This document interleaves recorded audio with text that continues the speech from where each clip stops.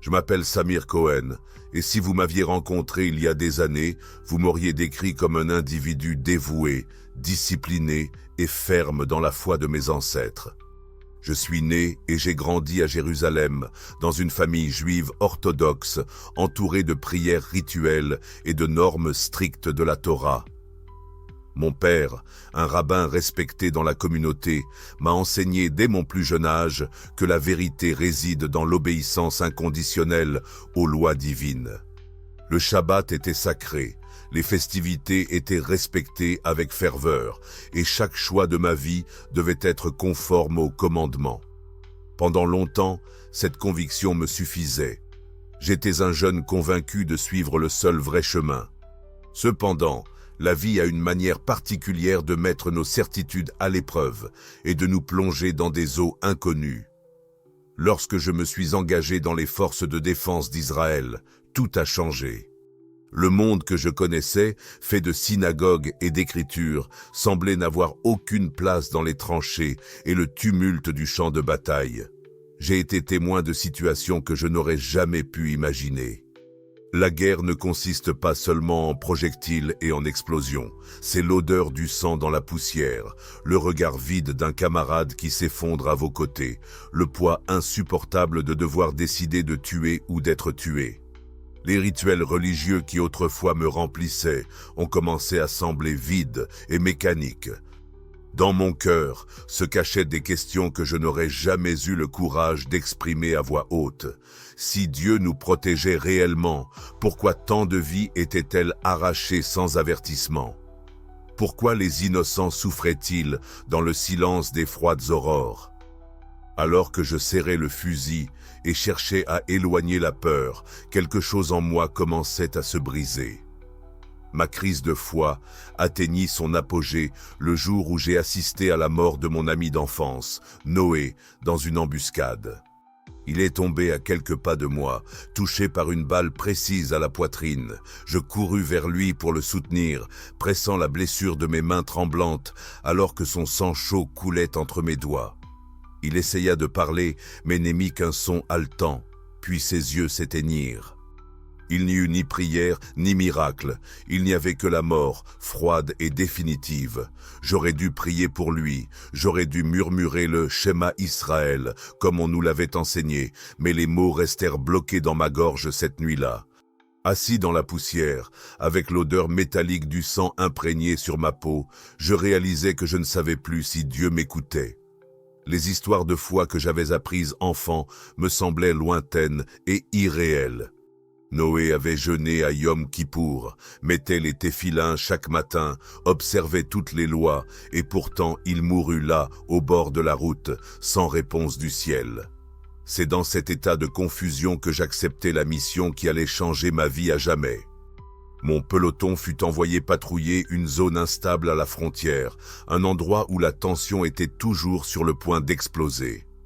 Je n'étais plus le soldat que j'étais autrefois.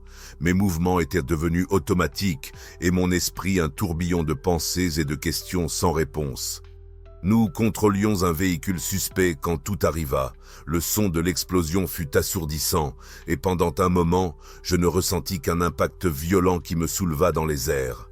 Puis, il n'y eut plus rien, juste l'obscurité, une obscurité puissante et oppressante.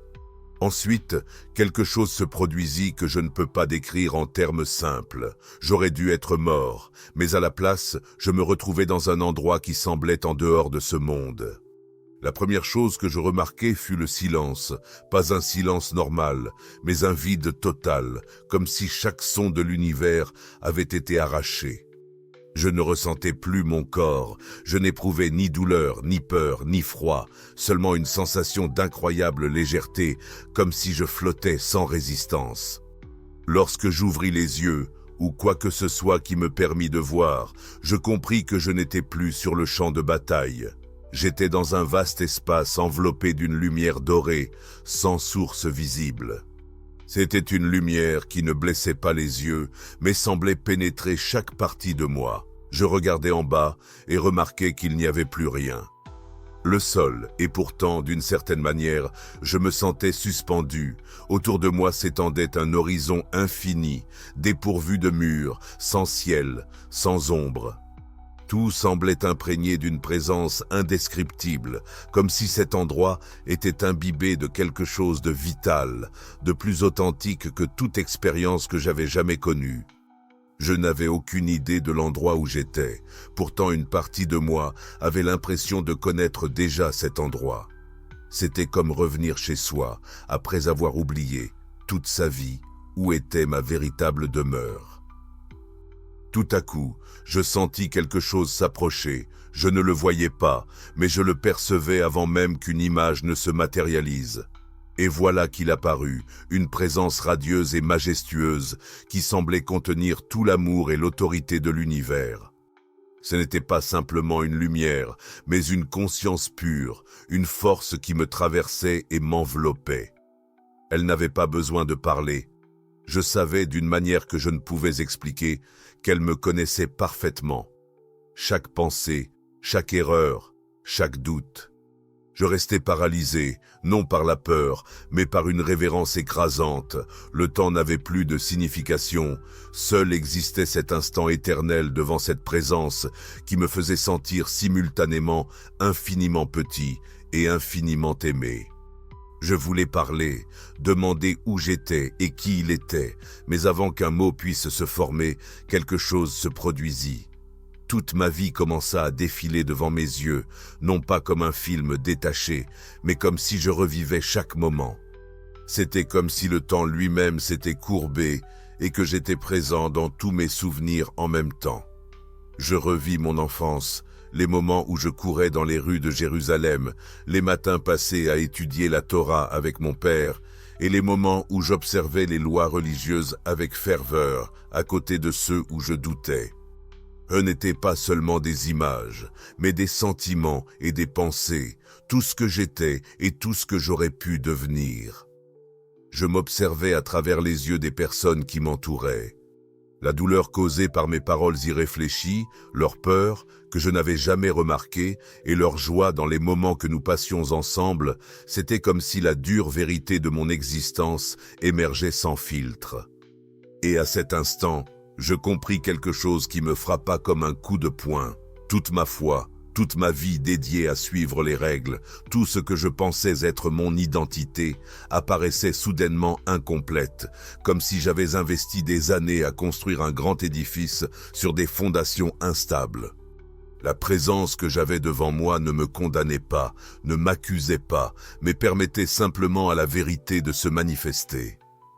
C'était un poids écrasant, non de culpabilité, mais de révélation. Puis, sans mots, la réponse arriva comme une pensée qui n'était pas mienne, mais qui se formait en moi. Tu as vu la loi, mais tu n'as pas perçu le cœur. Tu as connu les commandements, mais tu ne m'as pas vraiment connu. Mon cœur s'est mis à battre plus vite. Tout ce que je croyais savoir sur Dieu, sur la vérité, allait être complètement détruit. Je voulais m'opposer à cette idée, défendre que ma foi était authentique, que j'avais suivi les commandements avec sincérité. Mais face à cette présence, résister était impossible. La vérité n'était pas une question de logique ou de tradition, c'était simplement ce qu'elle était. À ce moment-là, quelque chose d'encore plus profond s'est produit, comme si un voile se levait devant mes yeux. J'ai compris que ma foi avait toujours été fondée sur la peur. La peur de me tromper, la peur de décevoir Dieu, la peur d'être puni. Pendant toute ma vie, j'avais suivi des règles, mais je ne l'avais jamais vraiment rencontré. Et maintenant, il était là devant moi non pas comme un juge sévère, mais comme une présence d'amour inconditionnel. Une chaleur indescriptible m'enveloppait, une paix qui dépassait toute explication. Pendant toute ma vie, j'avais cherché Dieu dans les Écritures, dans les rituels, dans les synagogues, mais je n'aurais jamais imaginé qu'il puisse être si près.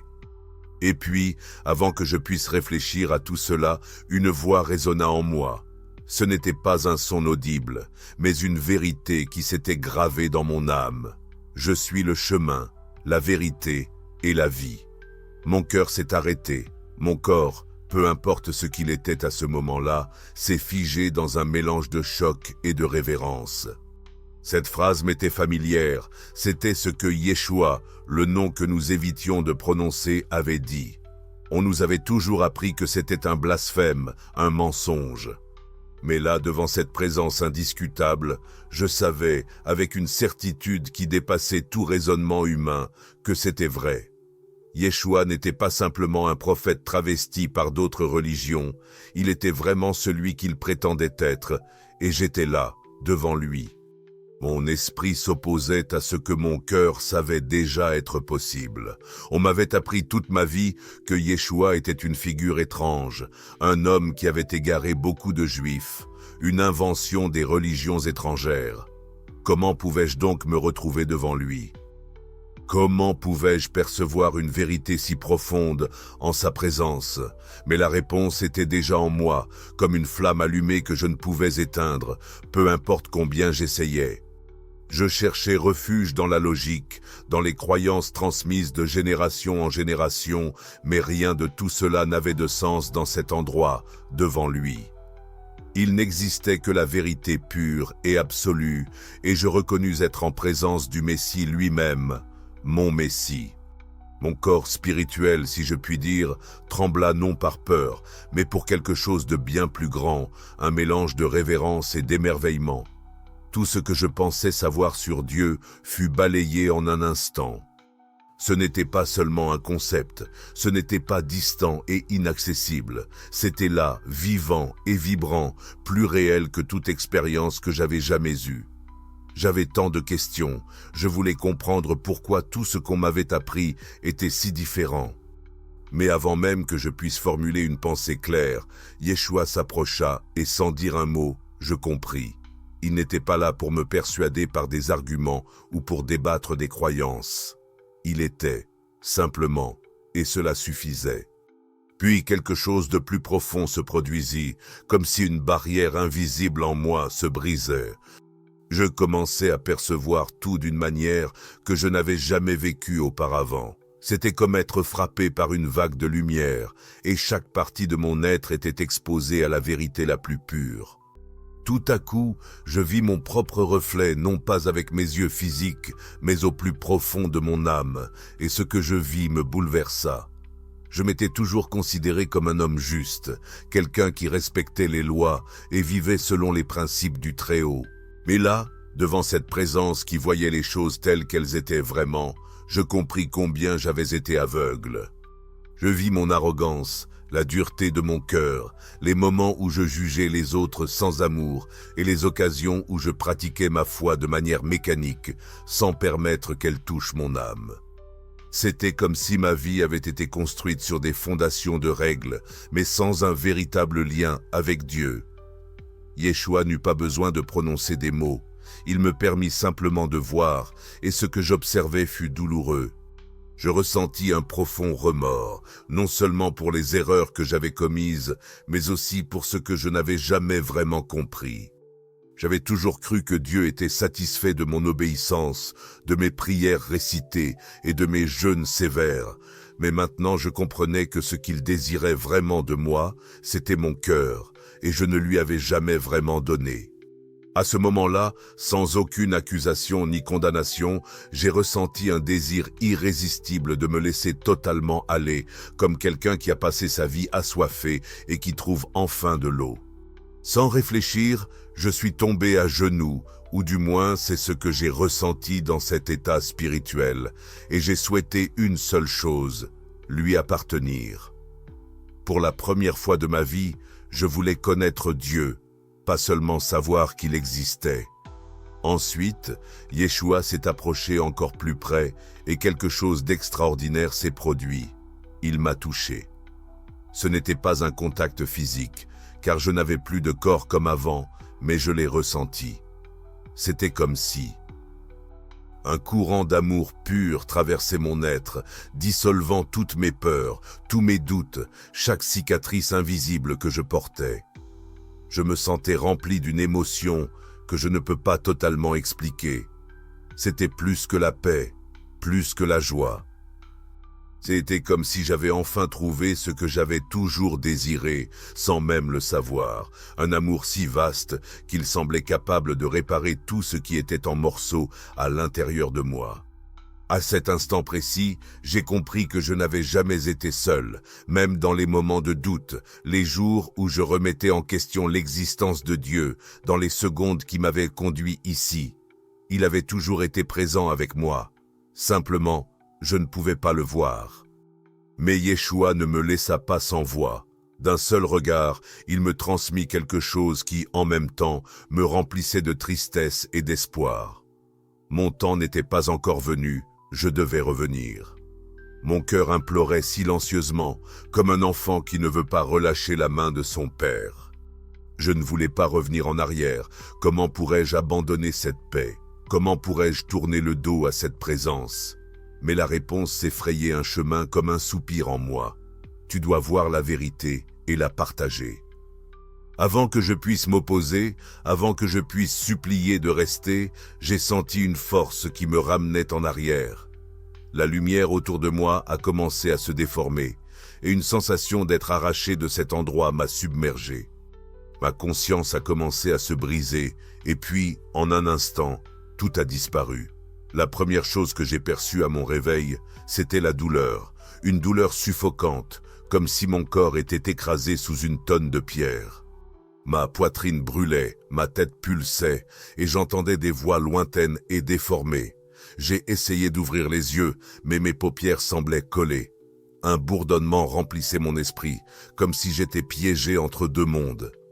Puis, tout à coup, l'air envahit mes poumons comme du feu, et un son aigu emplissait mes oreilles, le bip d'un moniteur cardiaque.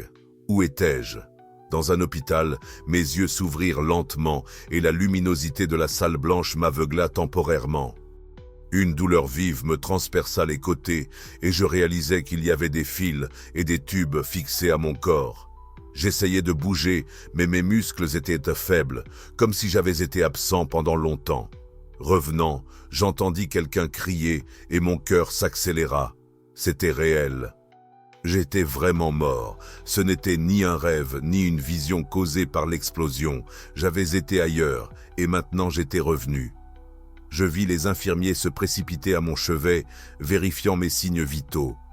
Un médecin se présenta peu après, étonné. « Tu as eu un arrêt cardiaque sur la table d'opération », dit-il avec une expression mêlant soulagement et incrédulité. « Tu es resté inconscient pendant 2 jours. Nous pensions que tu ne te réveillerais jamais. Mais je savais que ce n'était pas simplement un coma profond. J'y avais été, j'avais vu, et maintenant mon cœur battait non seulement parce que j'avais été sauvé, mais aussi parce que je portais un poids énorme en moi. » Je devais raconter au monde ce qui s'était passé. Dans les premiers instants après mon réveil, mon esprit était encore en tumulte. C'était comme si 2 réalités coexistaient, celle de l'hôpital, avec ses machines et l'odeur d'antiseptique, et celle où j'avais été enveloppé par une lumière et une paix indescriptibles. Mais avec le passage des heures, il n'y avait plus de doute. J'avais été devant lui et cela changeait tout. J'essayais d'expliquer mon expérience aux médecins et aux infirmiers, mais ils échangèrent des regards sceptiques, comme si j'étais en proie à des délires.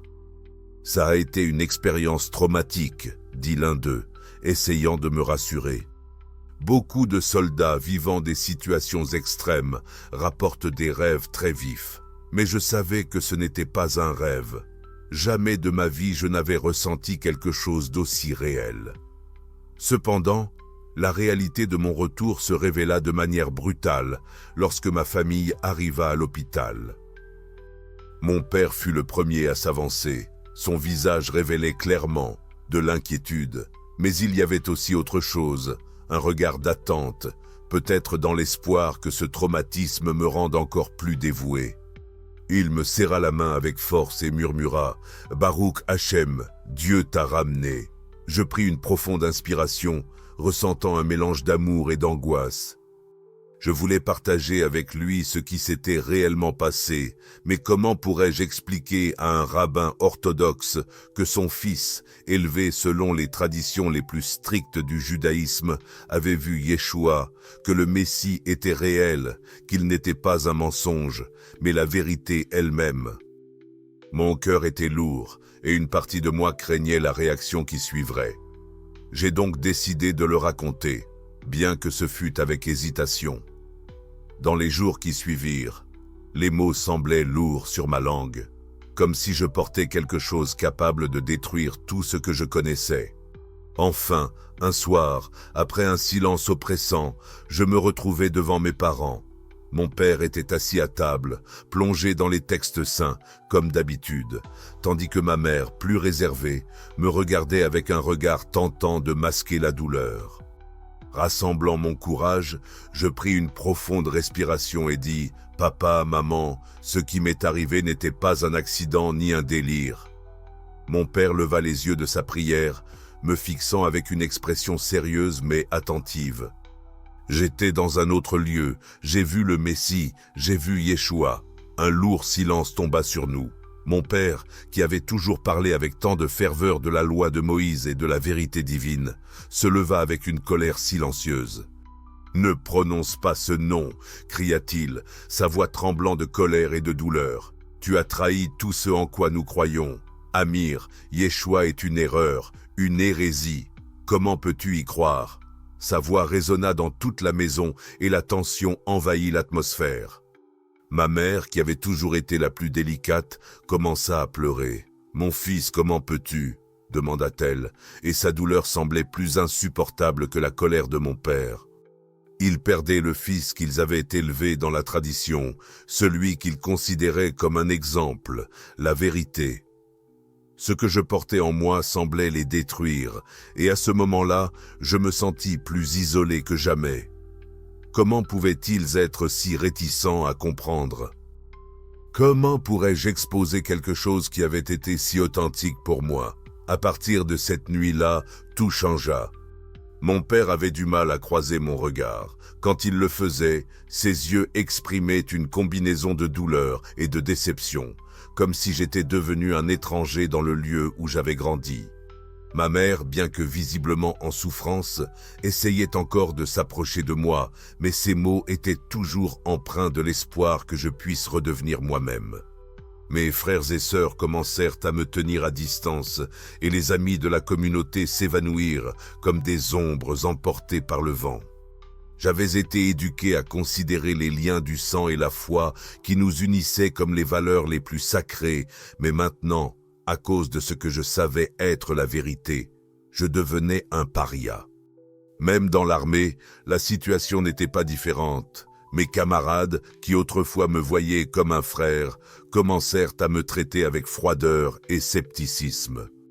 Au début, j'ai tenté de partager mon expérience avec ceux que je pensais être les plus proches de moi, mais je fus accueilli par des regards incrédules et des plaisanteries. « Tu t'es fait mal à la tête avec cette explosion », disaient certains en riant, presque pour rabaisser ma révélation. D'autres étaient plus hostiles. « C'est de la blasphème », me dit un soldat, le visage rouge d'indignation. « Tu déshonores ta famille et ton peuple. » Ainsi, peu à peu, je compris que ma vie ne serait jamais plus la même. Je portais en moi la vérité la plus profonde que j'ai jamais connue, mais personne ne semblait disposé à l'écouter. Malgré le rejet, à l'intérieur de moi grandissait une force chaque jour. Je ne pouvais pas nier ce que j'avais vécu, je ne pouvais pas faire semblant que rien ne s'était passé. J'ai donc commencé à chercher des réponses par moi-même. Si Yeshua était vraiment le Messie, il devait se trouver dans les Écritures. Je passais des nuits blanches à lire et relire les prophètes, cherchant quelque chose qui valide ce que j'avais vu. Ce fut alors que j'arrivai au livre d'Ésaïe, chapitre 53. J'avais déjà considéré ce passage par le passé, mais maintenant les mots ressortaient comme un cri silencieux, méprisé et rejeté par les hommes, blessé pour nos transgressions, humilié pour nos iniquités. Mon cœur commença à battre plus fort. Ce chapitre parlait de quelqu'un qui souffrait pour le peuple, quelqu'un qui portait nos douleurs, et pour la première fois, je compris l'identité de ce serviteur souffrant. Cela ne pouvait être qu'Yeshua. Cette révélation me frappait profondément. Tout ce qu'on m'avait enseigné pendant mon enfance indiquait qu'Yeshua ne pouvait pas être le Messie. Pourtant, là, dans ces mêmes mots des prophètes, se trouvait la vérité devant mes yeux. Je remis en question tout ce que je pensais savoir, et c'est alors que je me suis souvenu d'Élie, mon ami d'enfance, un garçon toujours curieux, qui ne se contentait pas de suivre les règles sans en comprendre le sens. S'il y avait quelqu'un prêt à m'écouter sans penser que j'étais devenu fou, c'était lui. Ainsi, un soir, alors que la ville dormait, je décidai d'aller lui rendre visite. J'avais besoin de lui raconter ce que j'avais découvert. Quand Élie ouvrit la porte, je remarquai dans ses yeux qu'il percevait déjà le changement en moi. Nous avions grandi ensemble, partagé des secrets d'enfance et servi l'un à côté de l'autre. Il connaissait chaque expression de mon visage et chaque hésitation. Sur le seuil, il me dit simplement « Entre ». Je m'installai sur le petit canapé de son salon, avec les mains moites et le cœur battant la chamade. Par où devais-je commencer ? Comment allais-je pouvoir lui expliquer que j'étais mort, que j'avais trouvé Yeshua et que tout ce qu'on m'avait appris sur lui était faux ? Je pris une profonde respiration et laissai les mots jaillir, lui racontant tout, de l'explosion jusqu'au moment où je me réveillais à l'hôpital. Au début, Élie écoutait avec une expression sérieuse et les yeux attentifs, mais lorsque je citai Isaïe 53, quelque chose en lui changea. Son visage se figea et il se pencha en avant. « Tu sais de quoi tu parles ?» murmura Amir, presque craintif d'être entendu. J'acquiesçai. Je savais parfaitement ce que je voulais dire. Je connaissais le poids de ces mots. « Élie, je l'ai vu, je l'ai vu. » Je ne cherche pas à te convaincre de quoi que ce soit, mais tu dois relire les Écritures sans les filtres qu'on nous a appris. Il resta silencieux un long moment, observant ses mains tout en assimilant ce que j'avais partagé. Enfin, il murmura « J'ai toujours eu des doutes, j'ai toujours senti qu'il manquait quelque chose, mais je n'ai jamais trouvé le courage de le remettre en question. » Ses commentaires furent comme une étincelle d'espoir pour moi. Pour la première fois, je n'étais pas ridiculisé. Il ne me traitait pas de fou, il m'écoutait, et peut-être, juste peut-être, je n'étais pas si seul que je le pensais. Dans les jours qui suivirent, Élie et moi nous rencontrâmes plusieurs fois, toujours en secret. Il commença à étudier les Écritures à mes côtés, réexaminant pas à pas des versets que nous avions interprétés de manière totalement différente dans le passé. Sur son visage se lisait l'émerveillement à chaque nouvelle découverte. « Pourquoi ne nous l'ont-ils jamais dit ?» demanda-t-il un soir, tenant la Bible comme si c'était quelque chose de totalement nouveau. Je n'avais pas de réponse. Je savais seulement qu'il n'y avait plus de retour en arrière. La vérité nous avait rejoints et, une fois vue, elle ne pouvait être oubliée. Cependant, nous étions conscients que cela nous mettait dans une situation risquée. Notre foi n'était pas seulement un choix spirituel, c'était notre identité, notre culture, notre famille. La contester signifiait risquer tout. Il ne fallut pas longtemps avant que les conséquences commencent à se faire sentir. La famille d'Élie commença à le surveiller, soupçonnant un changement dans son comportement. Pour moi, la situation dans l'armée devenait insoutenable.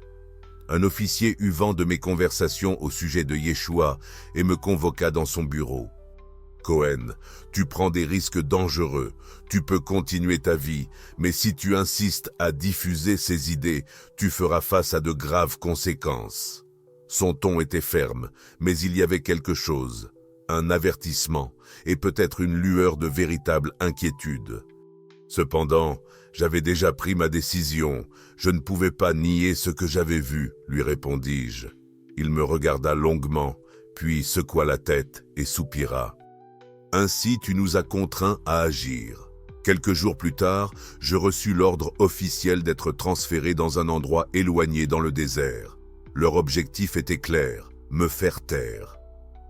L'endroit où je fus envoyé était indiqué sur la carte comme une base militaire isolée, où la poussière régnait en maître et le silence pesait comme une condamnation. Leur intention était évidente. Ils devaient me tenir éloigné et isolé, me faire oublier. Cependant, ce qu'ils ne savaient pas, c'est que c'est dans cet isolement que je trouverais quelque chose de beaucoup plus significatif. Là, je rencontrai Abi, un autre soldat qui, comme moi, portait en lui une inquiétude inexplicable. Nous commençâmes à parler durant les longues nuits de garde, discutant de la vie, de la foi et des questions que personne n'osait aborder.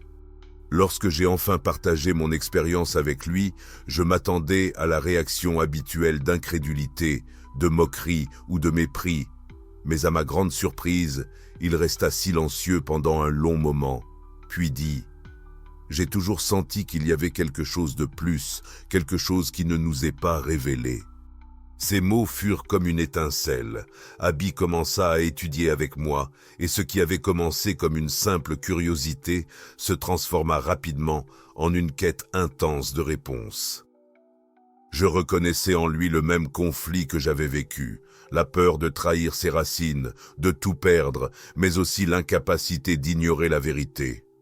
Cependant, la nouvelle de nos conversations se propagea, et un jour, je fus convoqué par l'officier. Son regard était froid et calculateur. « Cohen, tu franchis une ligne dangereuse. Tu peux continuer ta vie, mais si tu continues à diffuser ces idées, tu seras expulsé. » Je savais que je n'avais pas le choix. Renier Yeshua aurait signifié renier tout ce que j'avais vécu. Alors, sans hésiter, je répondis « Je ne peux pas m'arrêter. » La décision était prise le lendemain. Chaque jour apportait de nouveaux défis, mais aussi de nouvelles découvertes. Je commençais à percevoir les Écritures sous un jour absolument nouveau. Maintenant, tout semblait clair, chaque prophétie, chaque symbole, chaque mot. Plus je creusais mes études, plus je réalisais que Yeshua avait toujours été présent, attendant simplement que je le reconnaisse. La plus grande surprise, cependant, vint d'où je ne l'aurais jamais cru. Un jour, alors que je traversais les ruelles étroites de la ville, j'entendis une voix familière m'appeler. Mon cœur fit un bond et en me retournant, je vis ma mère. Elle semblait incertaine, un mouchoir à la main et les yeux pleins de larmes. « Je ne comprends pas ce qui t'est arrivé, dit-elle d'une voix tremblante, mais je vois que tu as changé, tu as une paix en toi.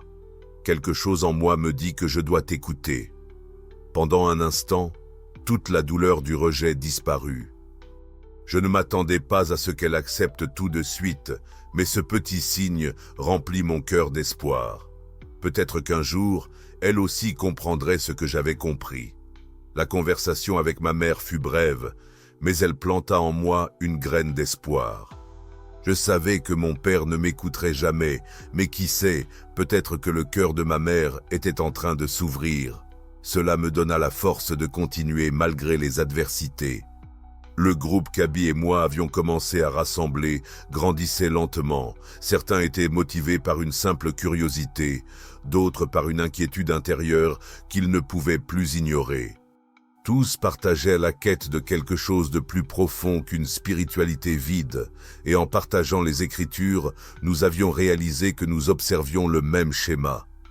Dieu appelait son peuple, révélant une vérité qui avait toujours été présente, mais que nous avions appris à ignorer. Pourtant, la persécution ne cessait pas. J'ai reçu de nombreux avertissements disant que si je continuais, je ferais face à des conséquences bien plus graves. Les amis d'enfance commencèrent à m'éviter. Les rabbins déclaraient que j'étais spirituellement mort et parfois, même moi, je pensais à abandonner.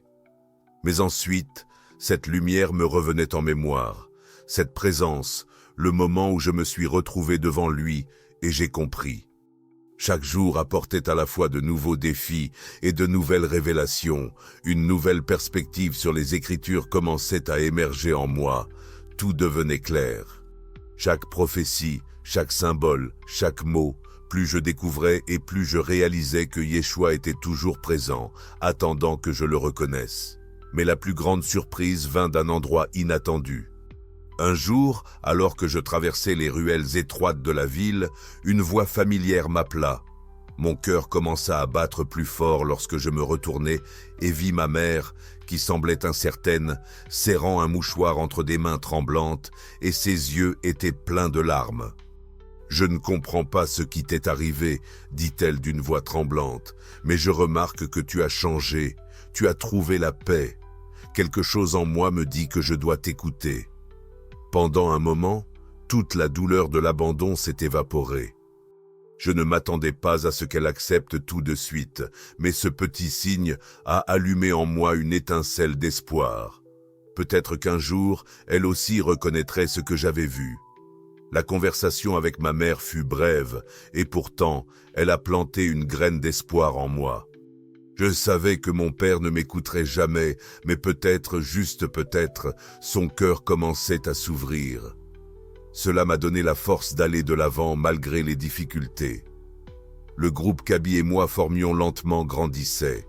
Certains étaient poussés par une simple curiosité, d'autres par une anxiété intérieure qu'ils ne pouvaient plus ignorer.